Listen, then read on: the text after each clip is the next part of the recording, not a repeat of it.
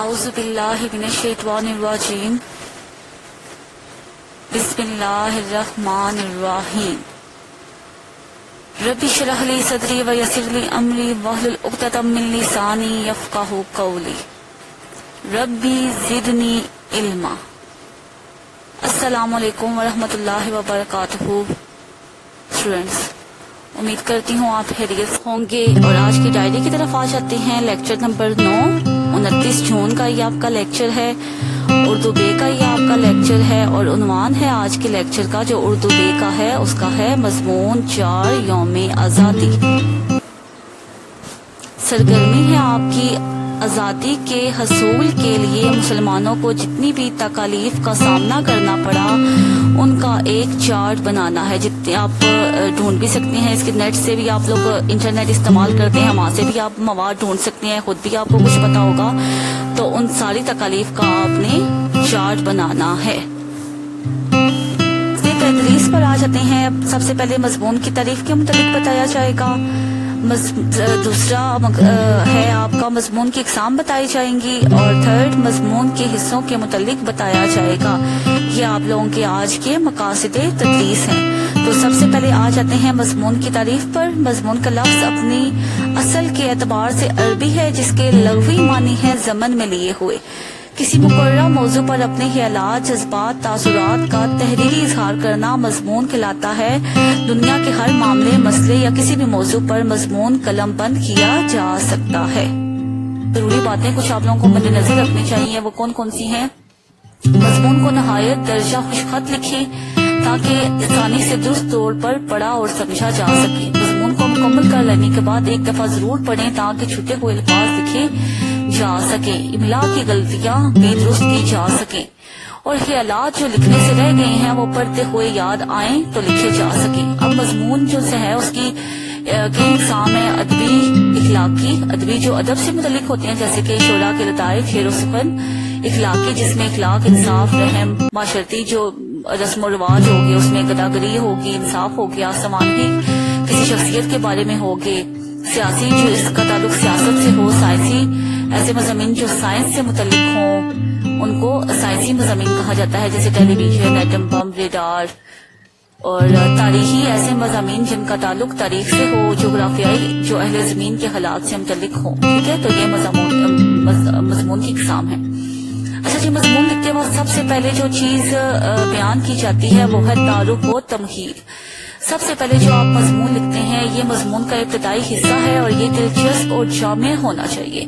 تو سب سے پہلے جب کوئی بھی آپ مضمون لکھتے ہیں تو مضمون کا جو عنوان دیا گیا ہوتا ہے آپ نے اس کا مختصر تعارف بیان کرنا ہوتا ہے، اور یہ تعارف ایسا ہونا چاہیے کہ اس کے بارے میں آپ لوگوں کو مکمل معلومات ہونی چاہیے، اور یہ آپ لوگوں کا جو تعارف کا ابتدائی حصہ ہے یہ دلچسپ ہونا چاہیے۔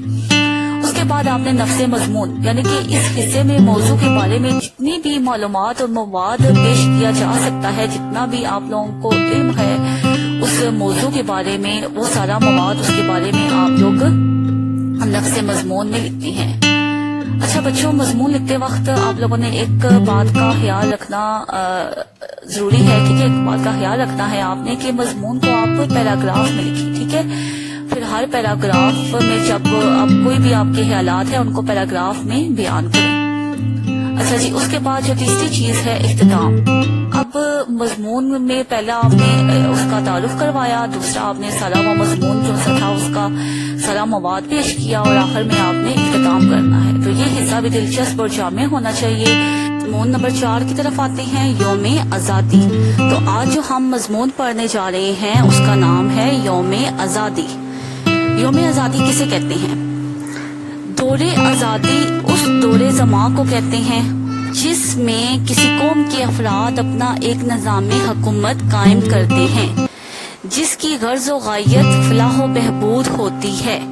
آزادی اللہ تعالیٰ کی طرف سے قوموں کو عطا کی جانے والی افضل ترین نعمتوں میں سے ایک نعمت ہے، جس کے سامنے قارون کا خزانہ، سکندر کا جا سب ہیچ ہے۔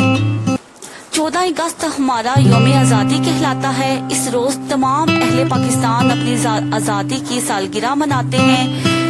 یہ دن ہر ہر سال آزادی کی حریت اور استقلال کا پیغام لے کر آتا ہے۔ اس دن جدوجہد آزادی کی یاد پھر سے تازہ ہو جاتی ہے اور ہمیں احساس ہوتا ہے کہ آزادی کا ایک لمحہ ہے بہتر غلامی کی حیات جاوداں سے۔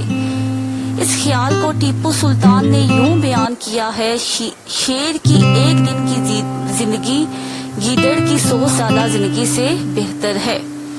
زندہ قومیں اپنی آزادی کے دن کو بہت زیادہ اہمیت دیتی ہیں اور اسے شایانِ شان طریقے سے مناتی ہیں۔ پاکستان میں بھی 14 اگست کا دن ہمارے لیے ایک تقریب اور تہوار کی حیثیت رکھتا ہے۔ ہر سال انتہائی جوش و خروش سے منایا جاتا ہے۔ اچھا جی، اس کے بعد جو مسلمانوں کی غلامی تھی، جو اس کا آغاز ہوا تھا، وہ باقاعدہ 1857 میں ہوا۔ 1857 کی جنگ آزادی کے بعد مسلمانوں کا شرازہ بکھر گیا اور انگریزوں نے ہندوستان میں اپنے قدم مضبوط کر لیے۔ مسلمانوں کے لیے انتہائی مایوسی کا زمانہ تھا، ان کا مستقبل تاریک ہو گیا اور وہ غلامی کے اندھیروں میں جا گرے۔ غلامی کے اس دور میں مسلمانوں کے مذہب، معاشرت، تہذیب و تمدن، تاریخ اور جذبہ جہاد کو بری طرح پامال کیا گیا۔ بقول شاعر: تھا جو نہ خوب بدتدریج وہی خوب ہوا، کہ غلامی میں بدل جاتا ہے قوموں کا ضمیر۔ مایوسی اور بددلی کے اس دور میں اللہ نے مسلمان قوم کو کچھ ایسے رہنما پیدا کیے جنہوں نے مسلمانوں کے دل میں حریت کی تڑپ پیدا کی۔ ان رہنماؤں میں سر سید احمد خان، مولانا نذیر احمد، مولانا شبلی نعمانی، مولانا ظفر علی خان، مولانا محمد علی جوہر، مولانا شوکت اور سب سے بڑھ کر قائد اعظم اور علامہ اقبال خصوصاً قابل ذکر ہیں۔ ان رہنماؤں نے مسلمانوں کو خواب غفلت سے بیدار کیا اور آزادی حاصل کرنے کی راہ دکھائی۔ بقول شاعر: نہ سمجھو گے تو مٹ جاؤ گے اے ہندوستان والو، تمہاری داستان تک بھی نہ ہوگی داستانوں میں۔ برصغیر پر انگریز کی حکومت تھی اور یہ حکومت اس نے مسلمانوں سے چھینی تھی، اس لیے وہ مسلمانوں کو اپنا دشمن سمجھتا تھا اور انہیں ذلیل اور رسوا کرنے کا کوئی موقع ہاتھ سے نہ جانے دیتا تھا۔ اس کے ساتھ ہندو خوشامد بھی انگریز کے دل میں مسلم دشمنی کے جذبات کو ہوا دے رہا تھا۔ نتیجہ ظاہر تھا کہ مسلمان ان دو پارٹوں میں کے درمیان پس رہے تھے۔ انگریز کا حکومت پر قبضہ تھا اور ہندو کا دفاتر پر۔ وہ کسی مسلمان کو افسری تک پہنچنے ہی نہ دیتے تھے اور اس لیے مسلمان جو تھے وہ یا تو پھر چوکیداری کر کے اپنا پیٹ پال رہے تھے یا پھر ان کو اگر کوئی نوکری ملتی بھی تھی تو وہ چپراسی کی نوکری ان کو ملتی تھی۔ انگریز اور ہندو کے گٹھ جوڑ سے مسلمانوں کی حالت بہت قابل رحم ہو چکی تھی۔ آخر کار مسلمانوں نے 1906 میں مسلم لیگ کی بنیاد رکھی، جو ہندو ہندوؤں کی تنظیم تھی۔ کانگریس اس کے متوازی تھی، مگر کانگریس سارے ملک میں پھیلی ہوئی تھی۔ ہندو سو طرح سے اس کے لیے کوشاں تھے۔ 1930 میں مسلم لیگ کا ایک بھاری اجلاس الہ آباد میں ہوا، جس کی صدارت حضرت علامہ اقبال نے کی۔ آپ نے اپنی تقریر میں فرمایا کہ مسلمان اور ہندو الگ الگ دو قومیں ہیں جن میں اب تک نہ اتحاد ہوا نہ ہی آئندہ ہوگا۔ بہتر یہ ہے کہ وہ صوبے جن میں مسلمانوں کی اکثریت ہے وہ ایک اسلامی ریاست کے طور پر مسلمانوں کے حوالے کیے جائیں اور جن صوبوں میں ہندوؤں کی اکثریت ہے وہاں ہندو حکومت قائم کریں۔ علامہ اقبال کے اس اعلان پر ہندو بہت بگڑے اور اسے شاعر کا خواب کہہ کر ہنسی اڑاتے رہے۔ قائد اعظم مسلم لیگ کو منظم کرتے رہے اور آخر 1940 میں مسلم لیگ نے اس تجویز پر ساتھ کیا اور لے کے رہیں گے پاکستان کے نعرے ہر طرف گونجنے لگے۔ ہندو بنا گیا اور اس نے اپنی اکثریت کے علاقوں میں مسلمانوں کا قتل شروع کر دیا، مگر اس سے مسلمانوں کا جوش اور بڑھا اور وہ دشمنوں کے سامنے ہم پھونک کر کھڑے ہو گئے۔ اب انگریز اور ہندو نے مجبور ہو کر پاکستان کے قیام کو منظور کیا۔ اس روز جب کہ پاکستان کے قیام کا اعلان ہوا 14 اگست کا مبارک دن تھا۔ زندہ قومیں ایسے ہی قومی دن کو بڑی شان سے مناتی ہیں۔ ہم مسلمان بھی خوشی مناتے ہیں کہ ہمیں چھینی ہوئی آزادی ملی اور پاکستان کی سلطنت وجود میں آئی۔ کرتی ہوں آپ کو مضمون اچھے طریقے سے سمجھ آ گیا ہوگا۔ بیٹا آپ لوگوں نے خود بھی اس میں کچھ مواد شامل کرنا ہے، جیسے قیام پاکستان کے مقاصد اور جو تقاریب منعقد ہوتی ہیں یوم آزادی والے دن وہ بھی آپ اس میں شامل کر سکتی ہیں۔ اب کچھ اشعار آپ کو سلائیڈ پر نظر آ رہے ہوں گے۔ یہ اشعار آپ لوگوں نے اس مضمون میں جہاں جہاں بھی کی آپ دیکھیے گا کہ جدھر کچھ میں نے بھی بولے ہیں، ٹھیک ہے، اور کچھ آپ کو مضمون پڑھ کے بھی اندازہ ہو جائے گا کہ یہ اشعار جو ہیں وہ کہاں کہاں آتے ہیں۔ کہ آزادی کا ایک لمحہ ہے بہتر، غلامی کی حیات جاوداں سے، تھا جو نہ خوب بتدریج وہی خوب ہوا، کہ غلامی میں بدل جاتا ہے قوموں کا ضمیر۔ نہ سمجھو کہ تم مٹ جاؤ گے اے ہندوستان والوں، تمہاری داستان تک بھی نہ ہوگی داستانوں میں۔ بھروسہ کر نہیں سکتا غلاموں کی بصیرت پر، کہ ہے دنیا میں فقط مردان حر کی آنکھ بینا۔ اٹھ کے اب بزم جہاں کا اور ہی انداز ہے، مشرق و مغرب میں تیرے دور کا آغاز ہے۔ ٹھیک ہے، یہ جب مسلمانوں نے کوشش شروع کی تھی آزادی کے لیے تو وہاں پر آپ یہ شعر لکھ سکتی ہیں۔ اچھا جی، ایک ہے اللہ، ایک نبی اور ایک ہے قرآن، جن کے صدقے ہم کو ملا ہے پیارا پاکستان۔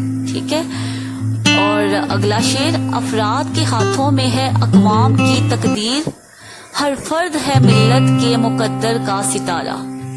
جب مضمون آپ لوگ لکھ چکیں گی تو آخر میں آپ پر یہ اشعار لکھیے گا۔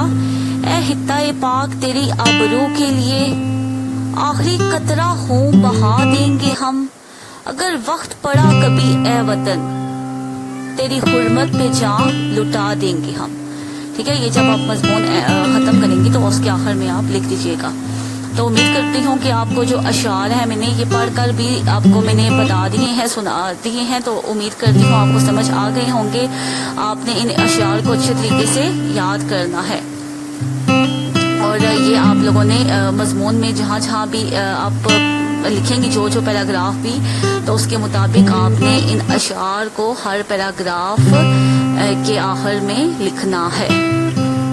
ڈائری کی طرف بچوں آتے ہیں۔ جو ڈائری ہے آپ کی وہ ہے مضمون یوم آزادی مکمل یاد کر کے لکھنا ہے۔ کیلیگرافی رائٹنگ میں آپ نے رجسٹر پر لکھنا ہے۔